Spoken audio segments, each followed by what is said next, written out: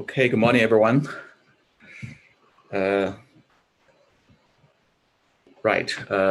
today we are going to actually declare closure of all the lectures of Machine Learning 701. We had a slight adjustment of the plan. Next week's lecture will be canceled to give you more time to prepare for the project presentations. So where I'm going to combine what I originally planned to do next time into today's lecture to make it a little bit denser. But on the other hand, we don't have to go through all the details. It's a new topic that you will learn a lot, in other dedicated courses, such as deep reinforcement learning taught by Catalina and Russ and so on. So hopefully, we will see you soon in other classes, but this one is the last one for 701 this semester. Right, so let's get started. So reinforcement learning, many of you have heard about that already. It often sounds very mysterious because people may view that as a completely new area, in machine learning. So today I'm going to establish some basics and also some connections to what we've learned so far to actually hopefully review, how they are interconnected and how our earlier approach may be able to use for this new type of learning problem. So let's do a quick recap of what is learning, right? So typically, the most general form of learning is such that you have an agent and you have the word, and the agent use information from the word to build, a model or a hypothesis or a strategy so that they can generate outputs to the word. And so far, we've learned the following form of learning. It's typically for learning how to make a prediction and how to recognize pattern, and sometimes also how to understand, the word, such as in HMM, you are trying to also learn the transition model between states and so forth. There is a big dimension in our real life that is actually not covered by the learning topics and techniques we studied so far, which is how to use the learned model to do useful thing. It's not just about classification. If you recognize, for example, there is a boat, on the bank, what do you do? Do you jump onto it or do you leave and so forth, right? So the action is actually the purpose in very many times, the learning and also the cognitive activities. And reinforcement learning is such a learning paradigm which allows you to directly learn how to act given certain states and given certain incentives. Okay. So just to recap, so here are the type of learnings we've seen so far. You know a lot about supervised learning, which includes, say, classification, regression, and so on. And then there is this bigger paradigm of unsupervised learning, which is for problems like clustering.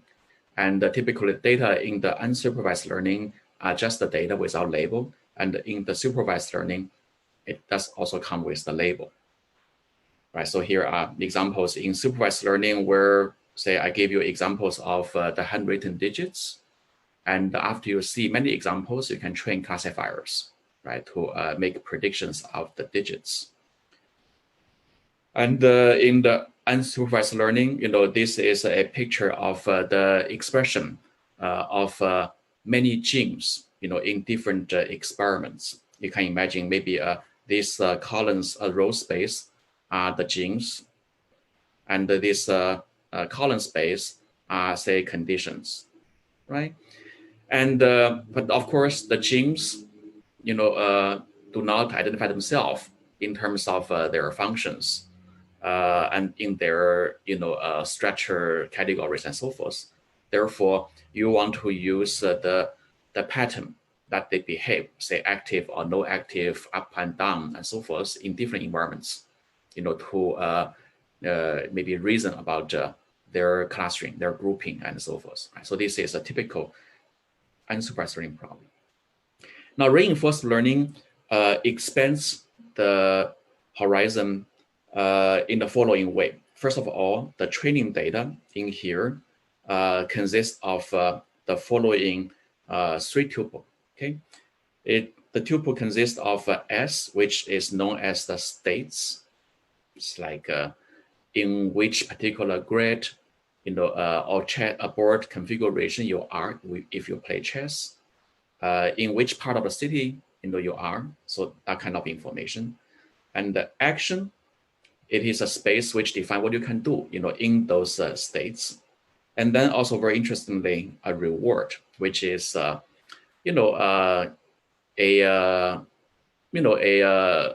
sign of achievement or failure, measured in a quantitative way. But it is a real number that is very different from the supervised learning, where it's one label, correct label or wrong label. Here there is no such a thing called the correct or incorrect. It's just a kind of a reaction. And also you may not even get such a reward every time you do the action. You may receive a reward very late. For example, when you play chess or Go, sometimes you can see a reward because you basically win a particular point. But very often you have a long-term strategy where you only know the reward when you are in the end of the game, and so forth. So our goal is to develop a policy that is optimal so that you can use it to generate actions on every state, so that your cumulative reward, in the end, is maximized. Okay, so you can see very obviously this technique is very, very useful for playing board games. It is also a cornerstone for robotic training and algorithms. Okay, so here is a robot, right? And this agent is going to be only interacting with the environment through the following thing. They perceive the state and they produce an action and then receive an award. And sometimes the problem can be even harder. This problem in here is known as I'm going to say in a few seconds, it's called MDP, the Markov decision process. And this graph shown here, is often understood as a fully observed MDP, meaning that for example, which state you are. Okay. And also you perceive the rewards very clearly. There are also situations where you are under a partially observed Markov decision process, meaning that you don't actually completely perceive the environment. Okay, for example, in your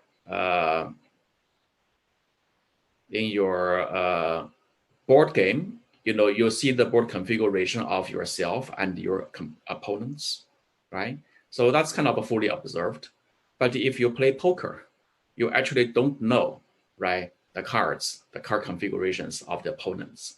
And but you also can make an estimate probably, and also what has been played so far. So it's kind of a partially observed. So here are just some examples of very interesting applications of reinforcement learning. You see, in the past few years, there was a big enthusiasm for developing AlphaGo style, algorithms to beat human champions, in games, right? And then in control theory, in fact, how to fly, mechanical vehicles like a helicopter, a car, unmanned, drones and so forth, can also leverage heavily on reinforcement learning technique, because in there it is about executing a policy, right, in different states. And you fly a drone somewhere, there are air conditions, wind conditions, temperature, and also the location of your mission and so forth. And then you want to make the best maneuver, such as taking off, landing, changing speed, making turns, and all that. You can imagine that this cannot be trained in the supervised learning way because you just cannot experience all the examples. There may be a particular wind condition that you never experienced before, but you don't want to fail, right? And also, it cannot be all hard programmed ahead of time, which was the case in the past, for an autopiloting, because then you need to enumerate all the conditions and having something like a if else and if then type of instruction sets to fly the mechanical vehicle. But this is very, very daunting and make the program super complicated. So a modern way of doing control, can actually leverage on reinforcement learning, that they learn a policy over a continuous infinite space of states and also interpolations between them. And you can still act wisely, without causing trouble. And of course, there are many other applications, which I'm not going to enumerate in here. Okay, so let's start from the simplest setting, for a robotic environment, which is just to navigate inside a grid space to get to a goal, right? That's actually already a adequate use case to illustrate all the ingredients of reinforcement learning.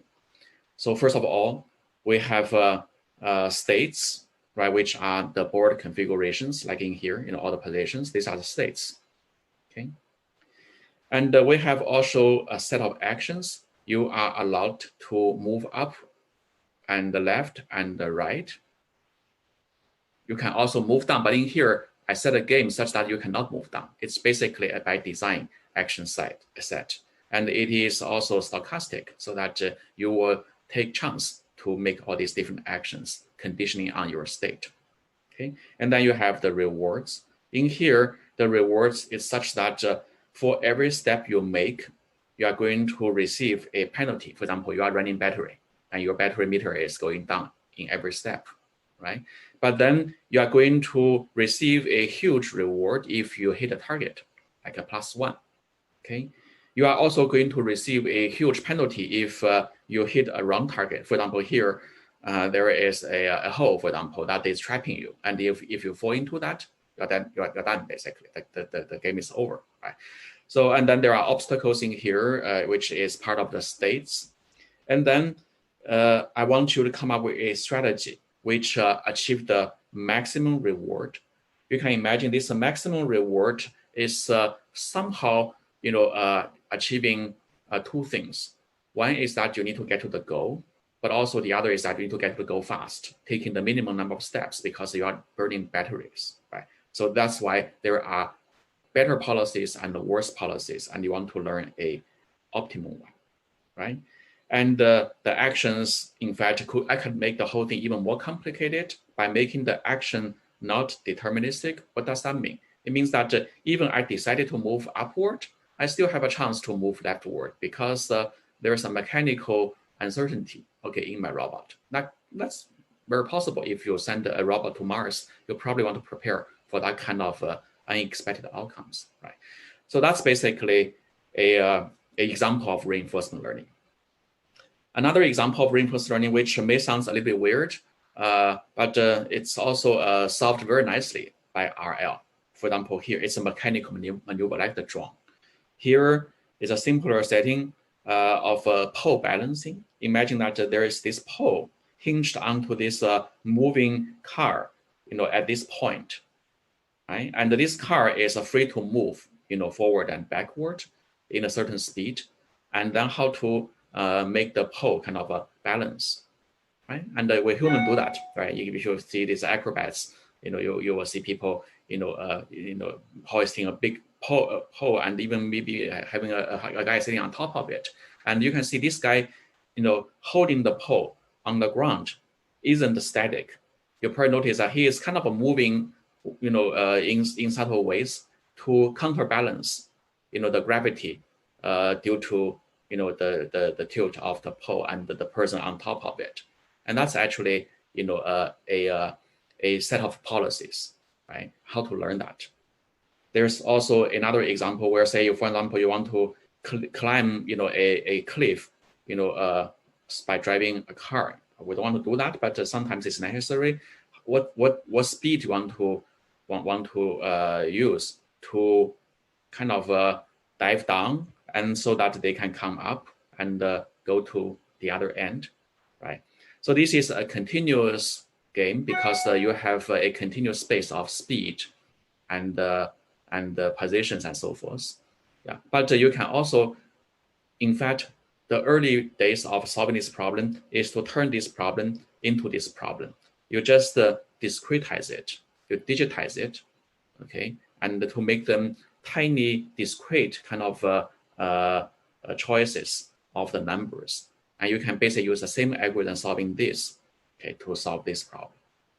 So now let's look into how to, what are the algorithms of solving this problem. All right, so yeah, before I move on, there is a long history of reinforcement learning, which I'm not going to talk too much, just to save time. It came out very early in animal study, and then there are a few milestones, such as the dynamic programming formulation of RL by Bellman in the 50s, and then TD learning. We are going to mention that today. Q learning. Today's lecture will be ending roughly here, which covers just about the classical material. There's a whole modern era in the past 10 years, together with the rise of deep learning. Reinforcement learning has been revisited, from many new angles. And there are new techniques such as reinforcement learning as an inference, which is to use probabilistic graphic models and other techniques to do reinforcement learning. Deep reinforcement learning, where all the action functions, state action mapping functions, and the state reward mapping functions becomes now a deep neural network. And even algorithmically, in addition to value iteration, policy iteration, Q learning, which you are going to learn today, there are modern techniques such as a policy gradient, which makes the problem differentiable and more controllable, in reaching the solutions. So it's a very exciting field. Okay, so let me reemphasize what's special about RL, right? So it is about maximizing a reward over time. So it is very different from maximizing a predictive outcome, which is a one-time deal, like one single act, right? And then this process is dynamic, it's Markovian very often. And typically, you need to learn through a trial and error kind of approach. If you are not giving the full trajectory of the action state pairs, you have to basically do experiment. You need to learn the environment by probing it, right? And also you need to have enough patience because there is a decayed effect that your failure and success may come late into the game. But your initial kind of action should already help you to achieve the goal, right? So how to balance this kind of delayed effect and immediate actions. Okay, so here are the elements. I think I said it many times. Let's get it a little more formal and more, let's get it a little bit more explicit and then become more formal. So what does a policy mean? So policy basically is just a state action pair. Once you are in a state, you are going to make an action. Therefore, this graph is a policy, right? In every grid position, you are going to take a particular step. So it is a good policy or not? For example, actually, let me ask, what do you think about this policy just by looking at it? Is that good or not? Good? Okay, why it is good?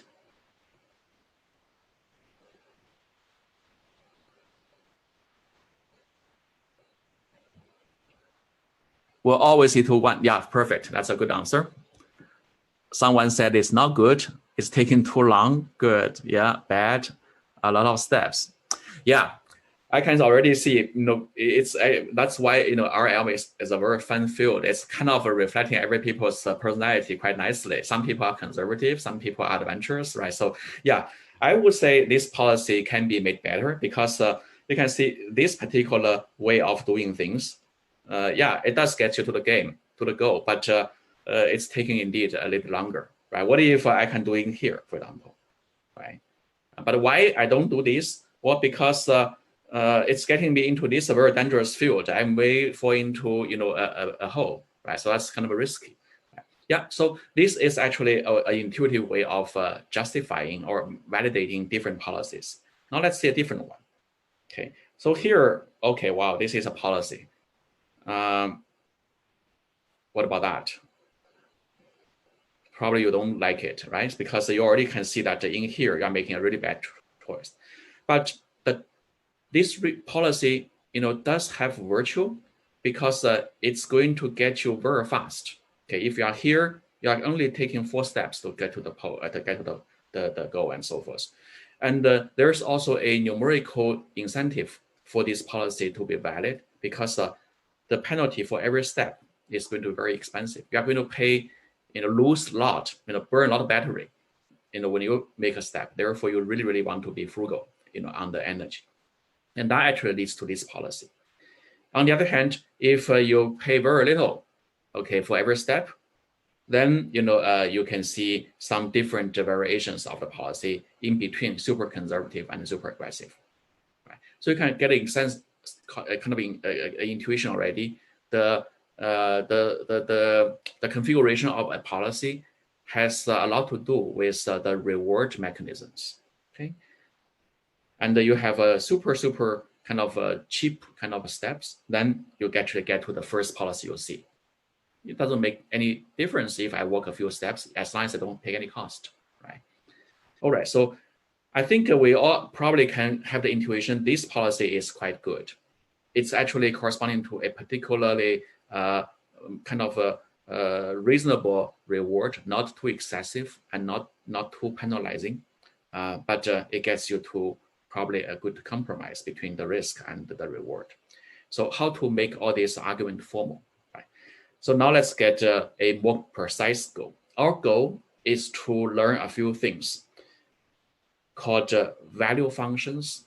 Basically, for every state, you should have a value function, okay, which tells you how kind of far it is from the goal.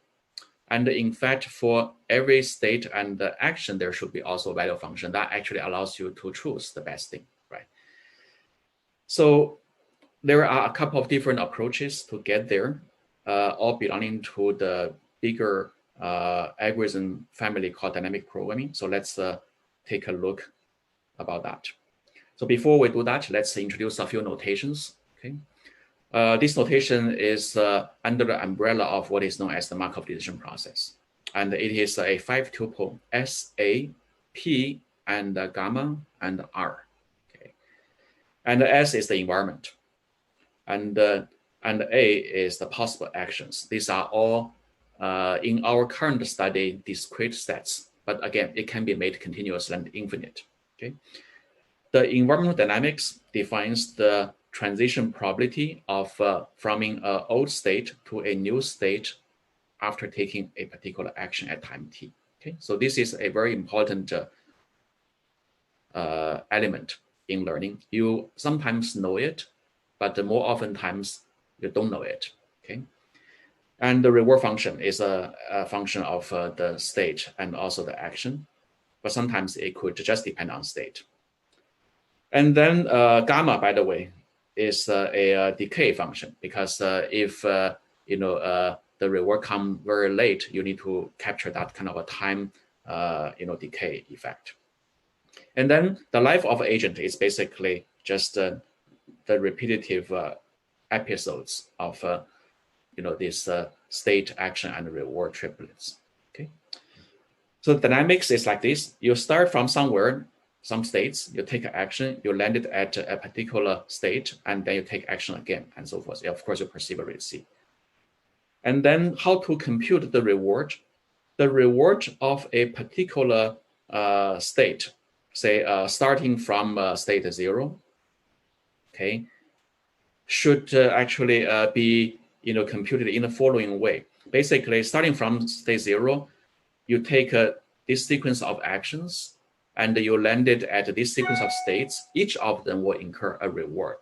And therefore, the cumulative reward of state 0 should actually be the sum of all these rewards with a gamma decay, okay, every step. And sometimes you don't have to worry about the action. Maybe all actions are equally expensive or has nothing to do with the rewards. Then it's going to be only depending on states. So this is a special case that makes analysis simpler. Okay.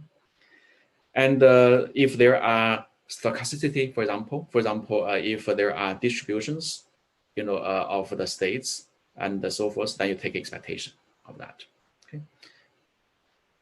And the policy basically is the state action pairs. Okay. And for every state, you will be, having a distribution of all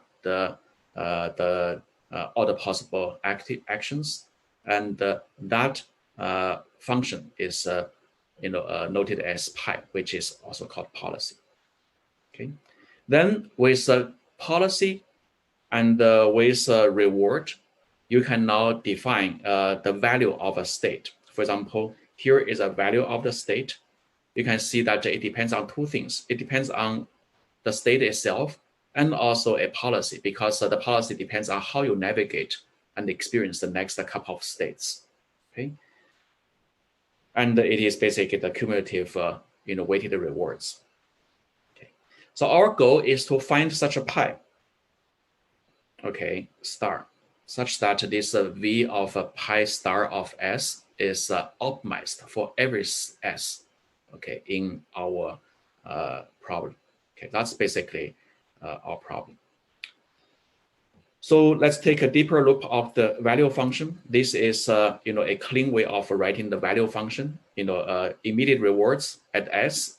And then here you can see that I can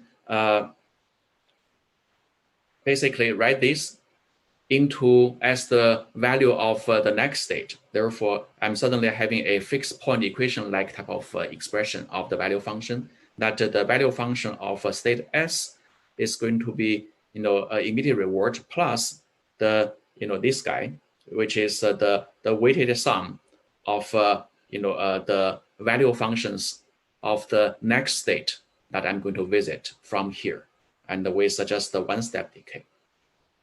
Okay.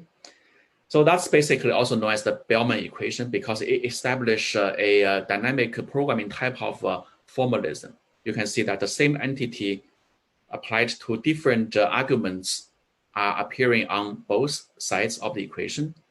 And if you write them down in a list of all states, you actually will be having a linear system of all the states. And in here, you are going to have also all the states, and there are some kind of a matrix and so forth. Maybe some other M matrix here, something like this. Okay, so it's a linear system that you can explicitly write down, if you actually know this P, which is the state transition function, and also the pi. So for every pi, you will have such a linear system, and your goal is to, try to solve the linear system and at the end choose the best pi. It's not the best idea to do, but that's at least mathematically a clean way of understanding it. More general Bellman equation will include also, say, the reward with not only the stable action, but they pretty much look the same. Okay, so that's the Bellman equation. And then up to this point, I hope you remember one thing. The value function of a state is depending on the state itself and also on the policy. Okay, for example, that's why here I begin by saying, before I show you, for example, here, a matrix of value functions, I need to first show you this policy. Okay, and then for this policy, we can write down a V function like this.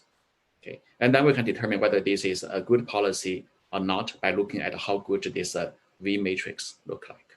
Okay, so that's the whole. And here I have some words about MDP and MDP to illustrate the fact that can you precisely perceive the state configurations or not. But we're not going to discuss MDP today at all. Okay. All right. So there are many value functions. Each of them is a dependent of the policy, and obviously there is one that is the best, right? So that's why we are going to define the optimal value function, which is argmax over all the possible pi's. Again, just to remind you, pi is basically a state action pair function. Okay, and then if you plug in this into the Bellman equation, you actually can have a Bellman equation for the optimal value function as well, which is a little bit different from the value the Bellman equation for any value function. Here you have a argmax, okay, over all the possible actions, and this function is going to be very important because the later algorithms will use this as the basis to start the dynamic programming, through iterations. And there are some properties, very important properties of the optimum policy.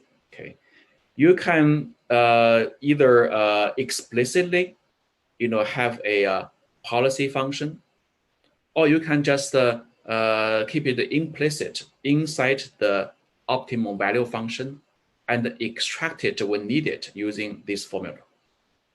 Okay, and so optimum policy by definition, the value of the optimum state is actually by definition the value of the state executed from optimum policy, and it is strictly greater and equal to the value function of any policy. Okay, and this optimism is global. Okay, it's not like when you start from some stage and you arrive at this stage, you have this particular state's optimum policy to be something. And then if you start from another state, you arrived at this particular state, you suddenly have a different definition of the policy. That's not going to be the case. In here, the optimum policy and also the optimum value is global. Why? Because the way we achieve that is through a infinite horizon cumulative reward. Therefore, when we count, every policy or every state, we're already taking into account about all the future moves that you can make. That includes also, the way to get into this particular state from other states. Therefore, globally, they already reached to equilibrium of optimum. Okay. Now let's see what's the setup for learning, right? The learning in here could be they're equivalent, but they can have different facets. The most obvious thing is that we want to learn S, right? But you can also say, I want to learn pi. But remember, pi can be extracted from S, and S can be also, pi can be extracted from V using this equation, and the V also can be extracted from pi using this equation. Right? So in a sense, you can learn each one of them. And that actually indeed leads to two different learning algorithms. But what we learn from, okay, so the data is look like this. I just want to reiterate, the data are just the triplets of S and A and R, in a long trajectory, many trajectories, right? And then you're going to learn policies and so forth. So algorithm 1, called value iteration, it's unbelievably simple, okay? You just do the following. You start from a empty state, the value function, where every state takes a 0, okay? And then you have what? You have yeah, that's it. You basically are going to constantly execute this. So starting from a empty, a V, if you know the state transition already, you are basically going to repetitively recompute your S based on, this equation that gives you the reward of that state, and also the the cumulative the expected value function of the next state by taking the optimal action. So this is just a mechanical operation that helps you to compute a value from the current estimation of the value function and also the given transition matrix or state action transition matrix. And you just keep doing it either synchronously or asynchronously, meaning that you can parallelly run the for all the states, or you can just go one state after another states, or in any order. What happens is that it will converge. Okay, so at the end of the day, the S will converge to S of optimal, just by doing this value iteration algorithms. Okay, so that's just one algorithm to get you to the optimal value function. It's called value iteration because each time you just compute the value recursively from this equation. And the key trick of driven to optimality is that here you're not averaging over all the actions. You're going to only take account the optimal action for that particular state. Okay. I'm not going to prove why it is converging. If you are interested, you can read Sutton's book of reinforcement learning, where they have some very, very nice illustration and analysis of the behavior of this algorithm. I have a question on that. Can I ask? Yes, on the previous slide. So in order to estimate the maximum action, the value of the state with the maximum action, the maximum value from choosing the action, how do you just choose every possible combination of actions? Every one action, because here you are going to be only required to take a action from S, and that will land you to S prime. Right? Remember, S prime, the value function of S prime is already known from the previous iteration. Therefore, here, yeah, you are taking the maximum operation by choosing from a finite set of all actions. I see. Is that clear? Yeah. Okay, good. The next algorithm is known as the policy iteration. It's just as simple. Now, in this time, you are not going to be, only worry about the V. You are going to now directly jump onto the pi. Okay, you are going to have an explicit expression of the policy, and it was started randomly. Okay, and then you are going to basically use a random policy to compute the V using the equation we know already, right? We know how to compute the V from pi. And then you are going to now iterate on the pi by taking this operation, which is very similar to the value iteration, the last chunk of the value iteration over there, okay? So the you can see the inner loop is imputing, repetitively computing the value function, which is sometimes known as the estimation step. And then, then you update the policy, which is also known as the improvement step. So you can imagine this is sometimes known as the EI step. We have an EM algorithm. Here you have a EI algorithm. Okay, so it is a flavor of alternating between different entities. For a kind of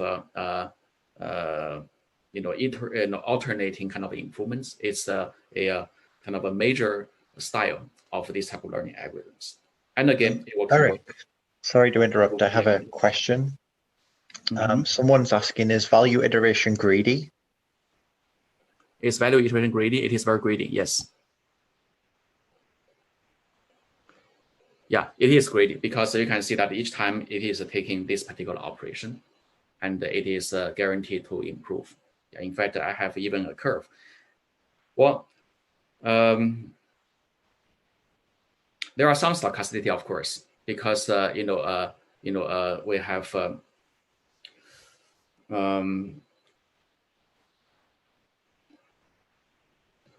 I'm not sure whether the gradient is referring to which respect, because here the step here is greedy.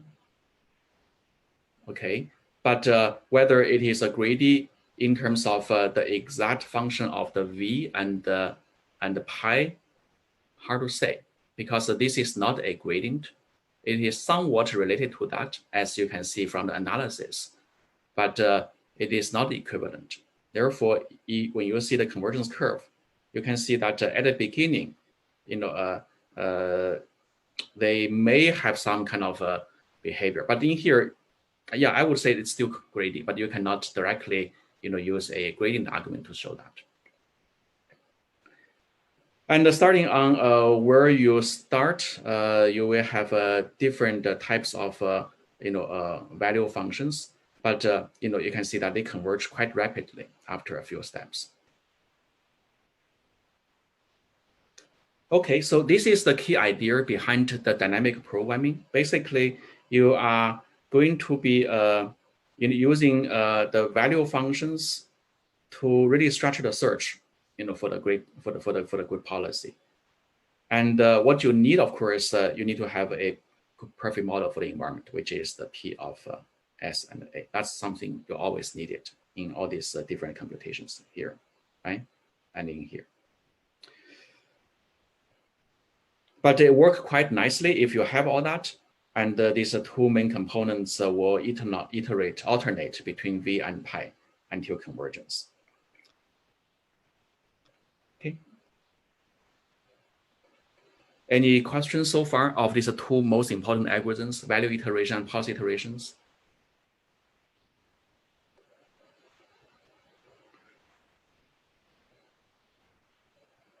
People may wonder which one is better. Are they equivalent? Empirically, people find that the policy iteration is more easy to implement and also leads to a somewhat faster convergence in a very large scale problems.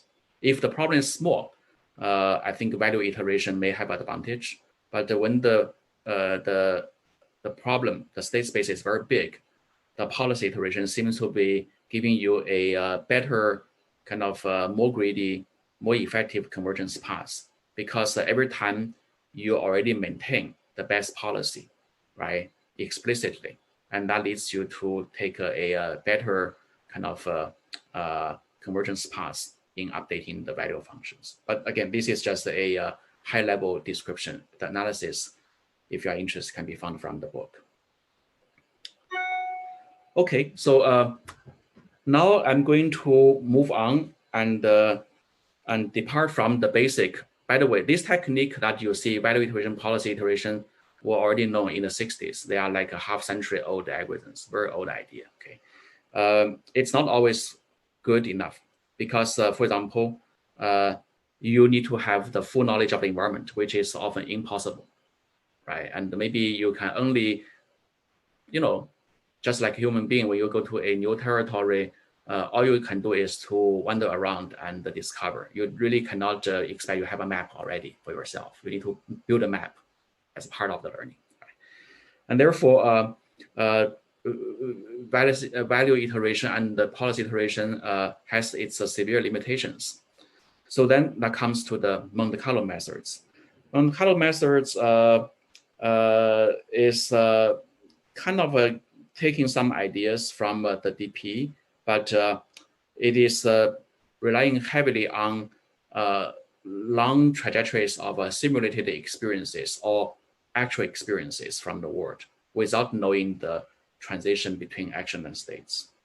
For example, here is an example of the Monte Carlo algorithm. Say I start from a particular state.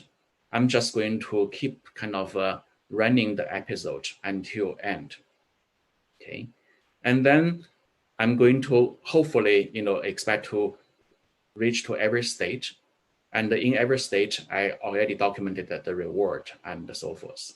Right. So therefore, after so many different episodes, then for every state, S, I can basically recover its reward and then compute an average. Okay, and that basically is for a given policy. The given policy could be initially a random one, and then you can basically, and once you have the first estimation of the V of pi S, you can now get a better pi, from this, and then you're going to re-estimate the v of pi prime and so forth, right? So that's a Monte Carlo algorithm. In here, you can see you don't need a p of s and a, because the nature gives you that p of a and s already. You just collect all these actions. Very expensive, you can imagine, but that's the algorithm. And this algorithm rely on simulated experiences, okay?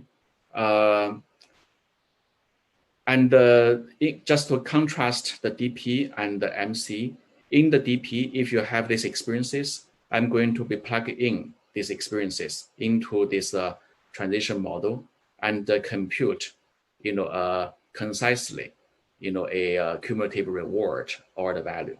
But in MC, you're going to basically just using the sample average to update the V directly, right? So that's the contrast.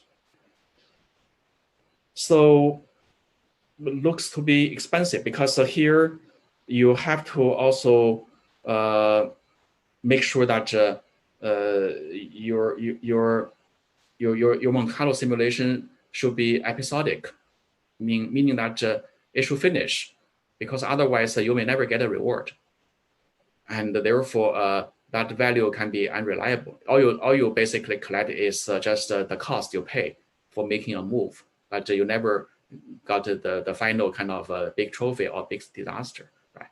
So this type of algorithm, Monte Carlo algorithm, only applies to the games or the tasks where by simulation you can come to an end. So you can imagine this is a pretty demanding expectation, not that trivial. Right? And also it requires a lot of simulations, and also the computing is not a real-time learning process, because you are waiting for episodes to run for a long time before you can collect numbers. So the temporal difference learning is another idea that was proposed in the, I believe, 60s, I guess, which is to combine the idea between the MC and the dynamic programming. Okay, so basically, instead of getting the V from just a collection of all the R's, with from all the episodes, in here we're going to just do a what is known as the one-step learning. Okay, which is that we're going to now update in every step based on the successor of that particular step using the following equation.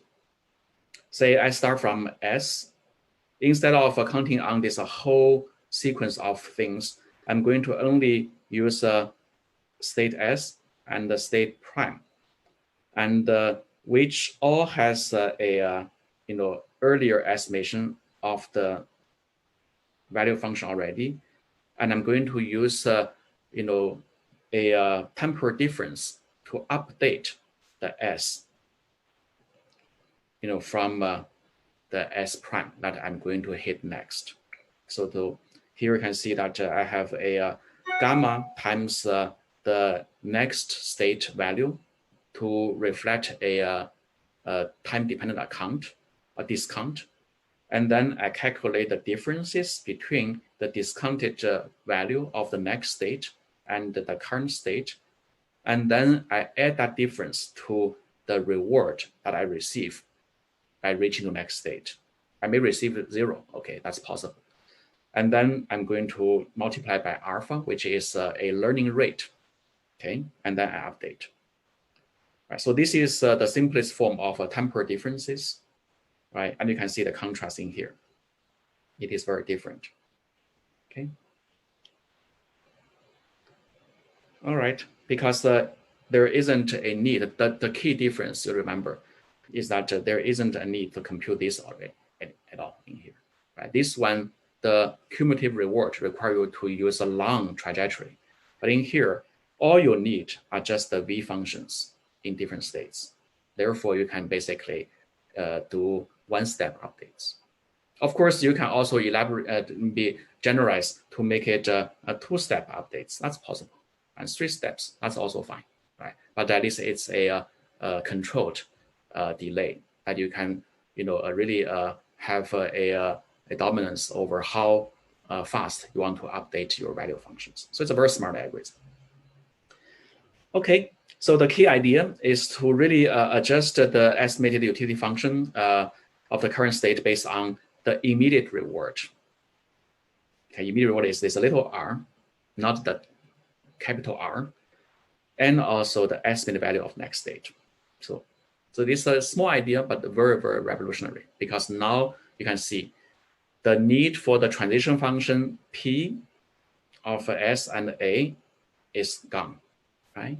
And the need for the cumulative reward of S is also gone, right? All you need is S of the V. That's actually a very, very smart idea. And alpha is the learning rate.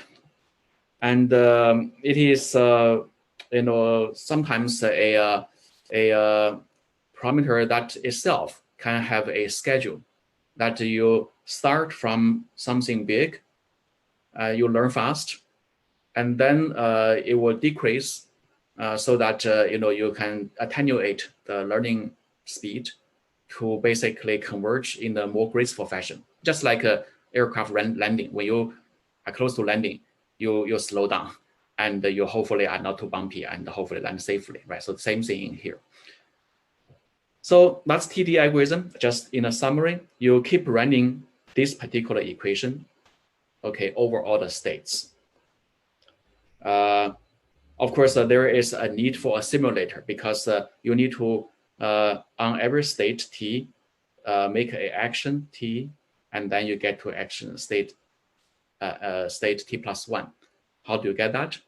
Well, it's because you either have a computer simulator, or you are already working with the environment. You personally take action T, and then you receive something in the next state. Say, I walk into the next house, see a monster or something like that. Then you don't walk anymore, right?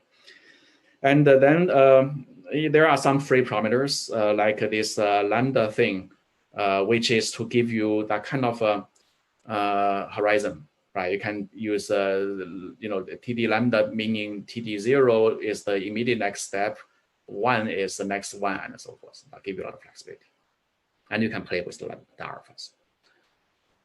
Okay, so that story is the first intuitive instance of what is known as Monte Carlo control.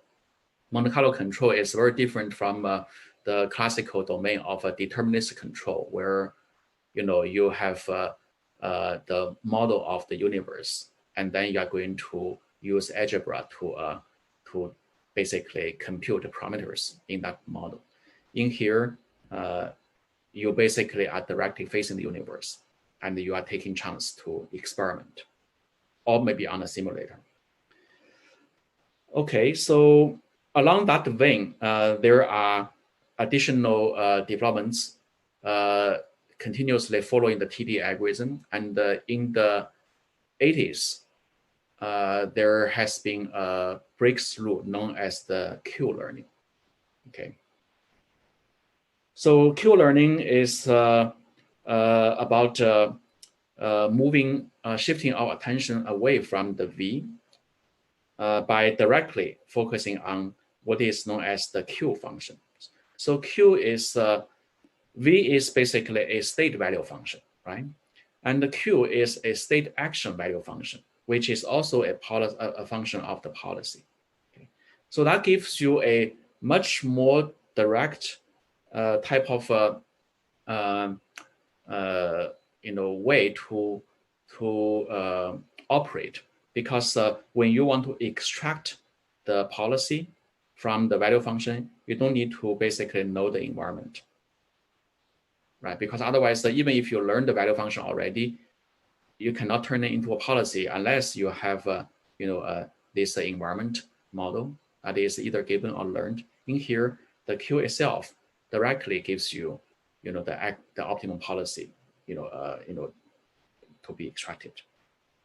And it turns out that there is an algorithm which can allow you to directly learn the Q without learning V and without learning or given the P function.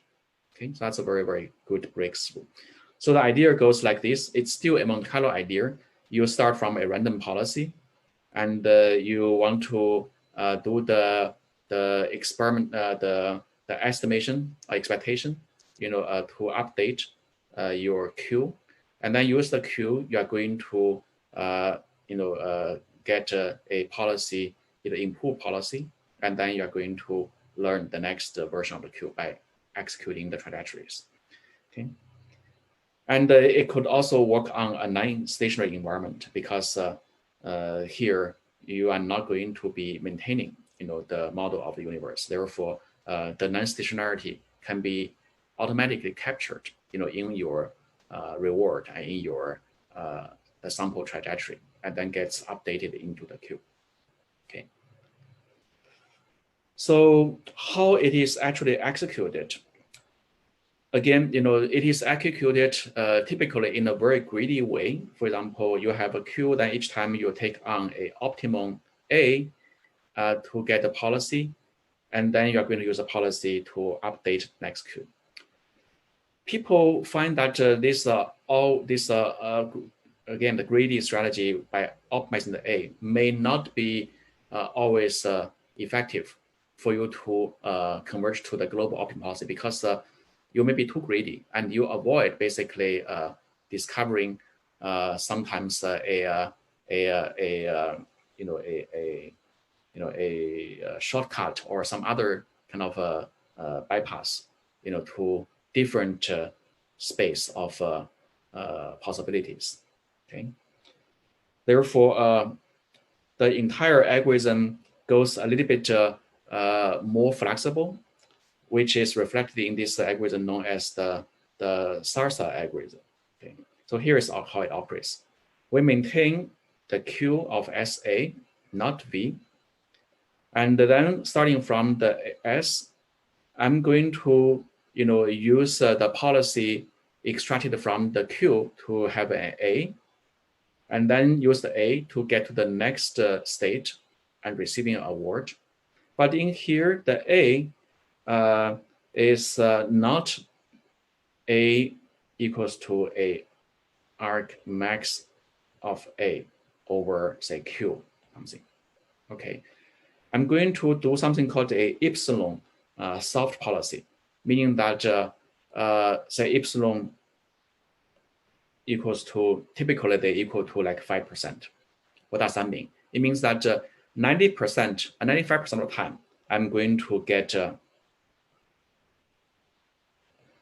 A from this equation, and 5%, A basically is coming from draw from a random set with uniform probability.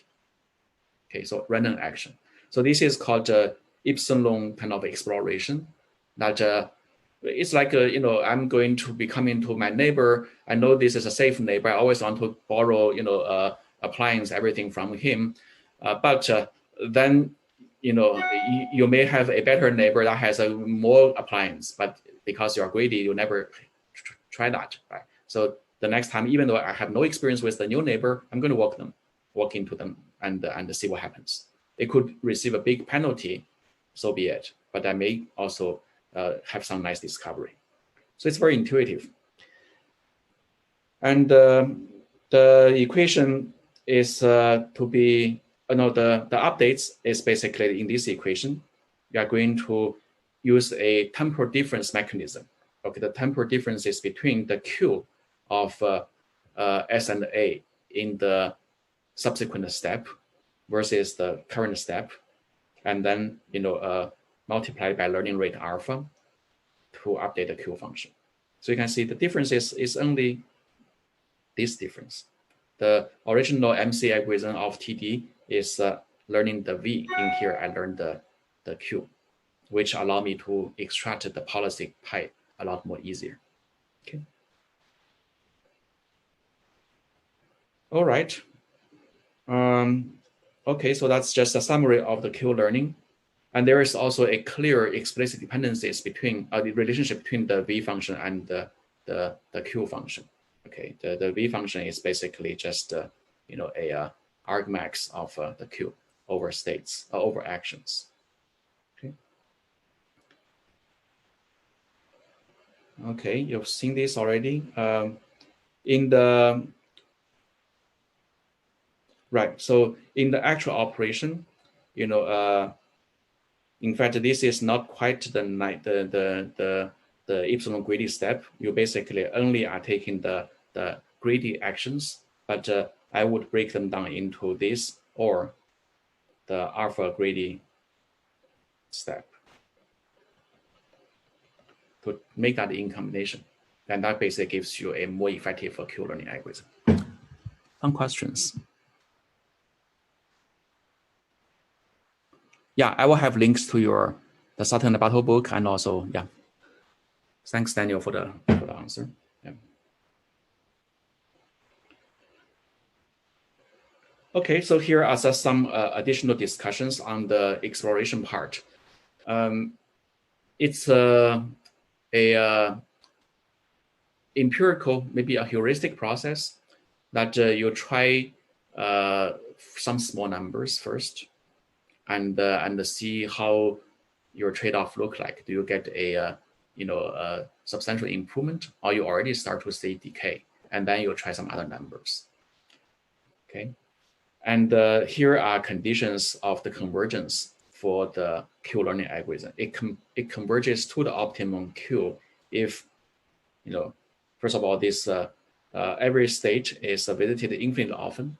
You know, you need to basically do a lot of episodes, and that actually can be helped, you know, by the exploration, because that does allow you to visit every state if you have the sigma or the epsilon to be big enough. But you also want to have a faster convergence. Therefore, the sigma, the epsilon shouldn't be too big, so that you know, you are wasting time to do unnecessary visits.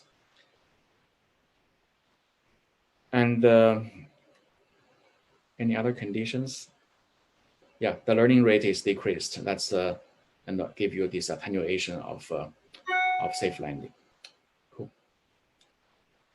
Okay, so I think the technical part is almost there. There are some very nice successful stories of Q learning and RL reinforcement learning in the early days. One of the first breakthrough is a game known as the TD Gamma.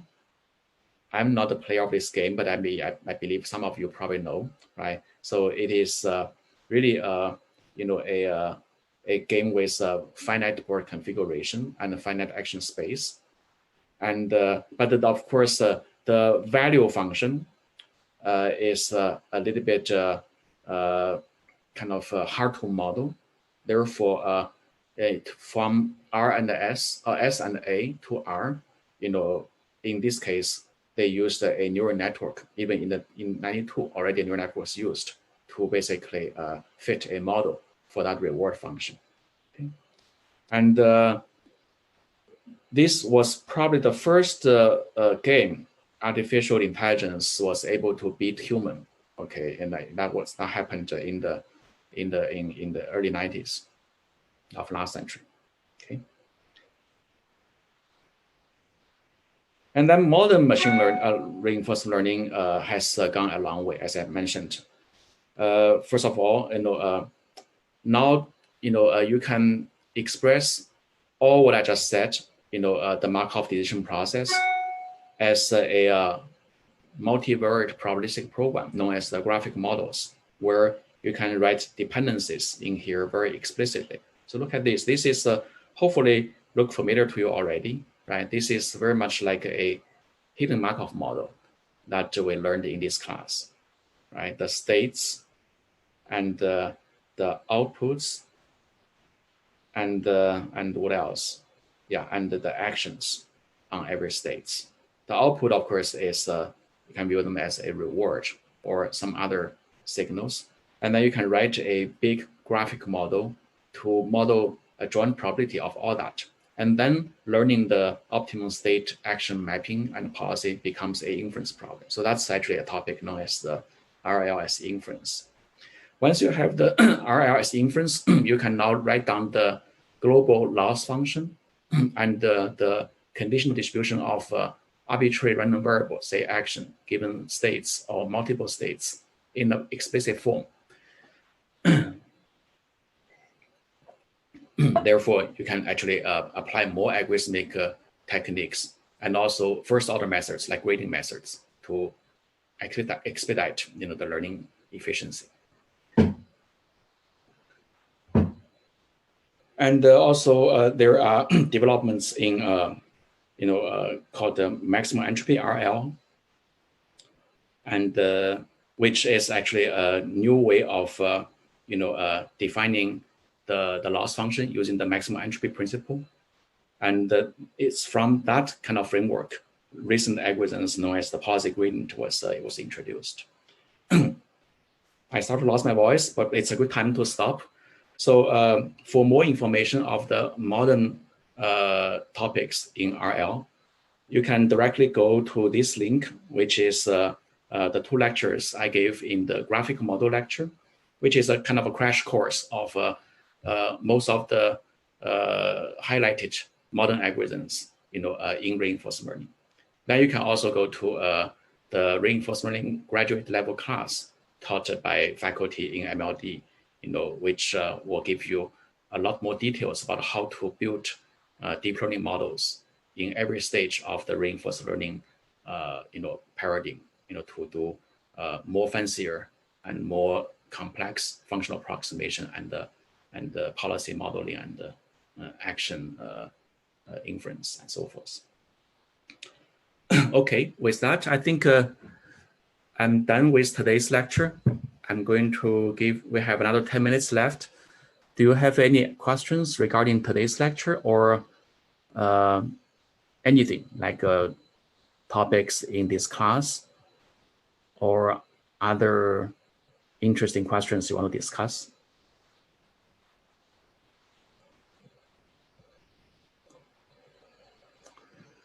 All right, if not, I'm going to give you back these 10 minutes. I hope you have a productive weekend and next week to finish the project. And hopefully we will see you again, in our future lectures and classes in machine learning. Thank you very much.